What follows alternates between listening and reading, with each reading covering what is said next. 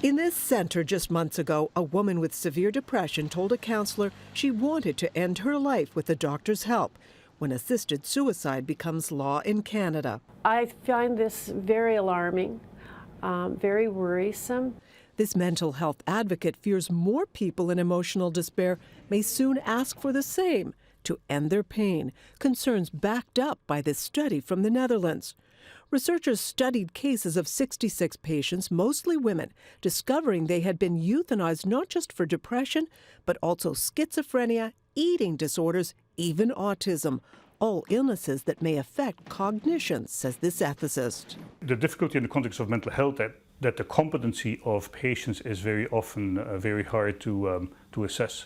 So in other words, it's very difficult to untangle what people really want and what is a component of their disease. Yet in 11% of deaths, there was no independent psychiatric assessment, and in a quarter of cases, physicians disagreed on whether the patient qualified, but the death went ahead anyway. We are going down a very slippery slope with this when we start to take all sorts of diagnoses and just say that they're non-treatable. In Belgium, similar questions after this 37-year-old woman was legally killed by her doctor.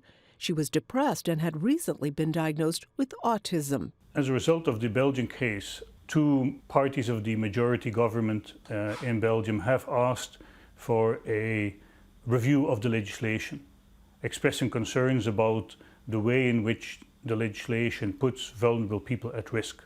And so the message to those now drawing up Canada's laws: will the mentally ill be allowed to request physician-assisted suicide? And if so, what safeguards will be put in place to avoid the problems that are being identified in other countries? Lisa? All right, Avis Favaro in Toronto. Thanks, Avis.